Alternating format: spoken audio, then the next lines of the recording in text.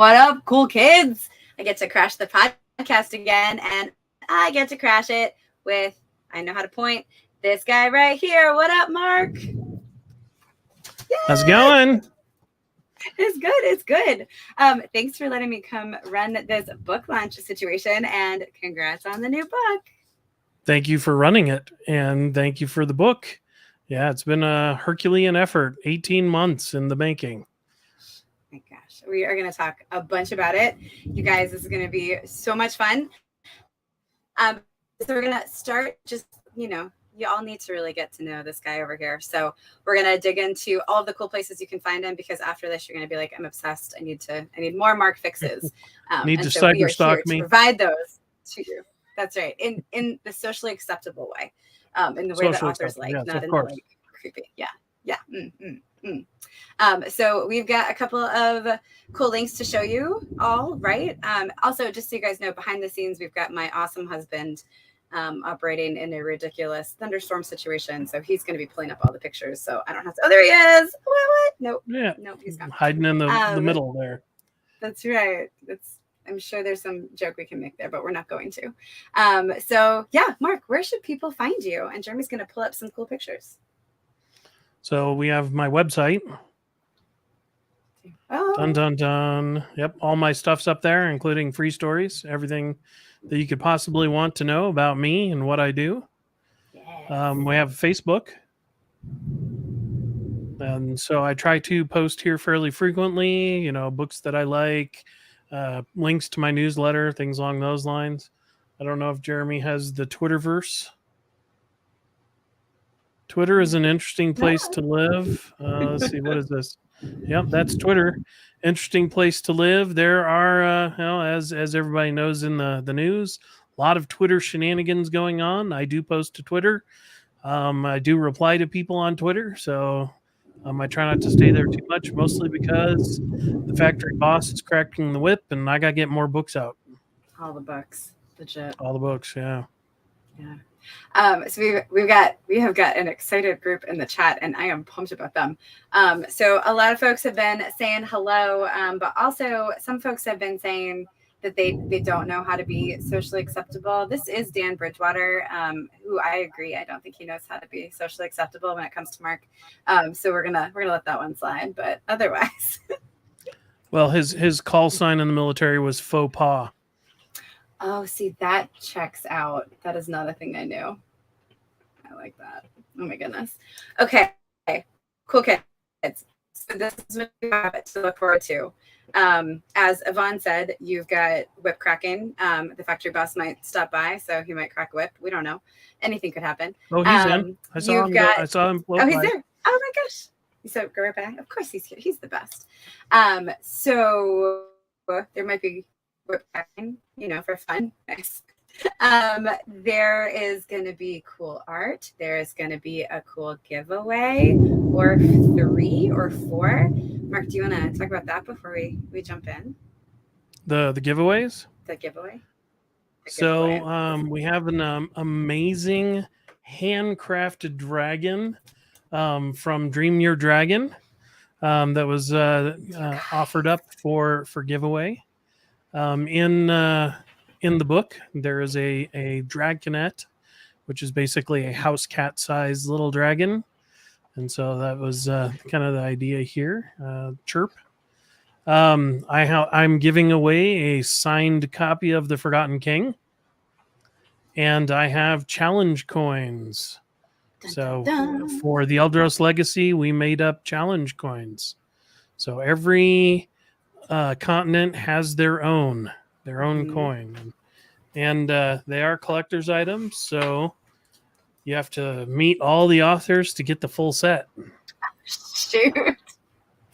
Excellent. Challenge accepted. So that's excellent. You guys, I saw the dragon earlier today, and the noise I made only registered dolphin ears. It was very high pitched. It was a very cool dragon. Dragons are amazing. And also, apparently, people really want to see your shirt. Speaking of cool swag stuff.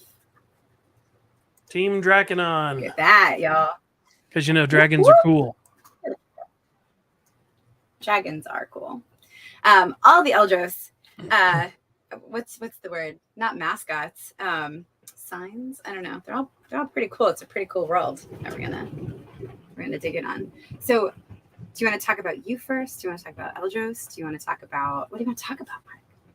Well, let's talk about Eldros. That's why people are here. They want to hear about what's happening in the world, the universe, the what the dealio is. Whoa. Did you hear that thunder on That was the dragon roaring. So the weather agrees. This is the place to be right now. So there you go. It's gonna be cool. Mark, as we dig in, a couple of quick questions before here we are. Oh, yep. Where can people buy a shirt? Ooh, that's a good question. I have to get with the crew.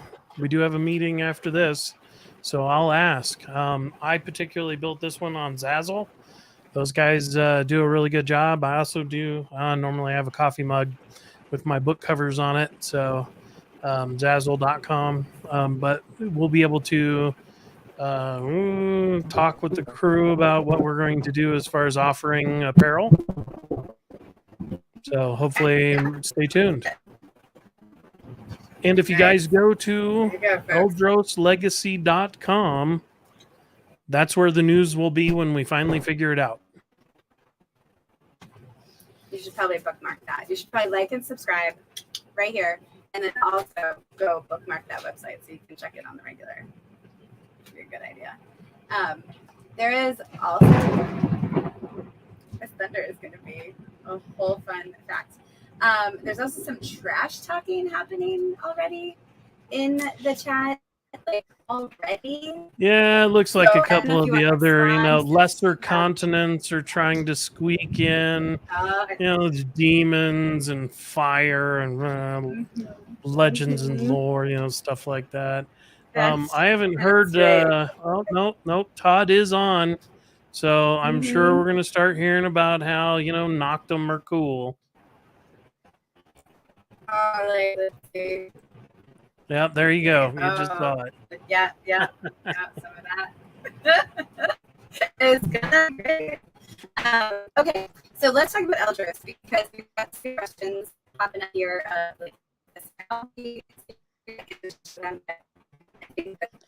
Ooh. There we go. So, what from a practical standpoint, how should people approach Eldros? What should they expect? So Eldros as a world has 5 continents, and on each one of these continents, there is a primary author and then secondary authors. But there is, if you think of it like it's our Marvel Cinematic Universe, and so Todd Fonstock led off with Kaiven the Unkillable. So I like to joke he's Iron Man. I wrote Captain America, which is very apropos since my main character is 1,000 years old. So he's kind of the old man of the group, though he looks young, right? And so the whole idea is that we're each writing a storyline that is interwoven into a greater arc. And so we're each going to write a series of books that are slightly interwoven. There are events and crossovers. And then once we get done with phase 1, then we will write our Avengers movie. We're going to write a series of books, all 5 of us, where we'll have characters crossing over and a meta plot that will tie it all together. And then we enter into phase 2. So we basically, Rob Howell got us all together, and we crafted an 8-year plan. So it's a true Marvel Cinematic Universe kind of a thing. And so we've brought in other authors into the fold, our cohorts, and they too are crafting stories in the worlds to kind of enrich this tapestry, if you will. So I think Jamie's Ant-Man. Oh, nice. I mean, it's pretty sure. That checks out. I like it.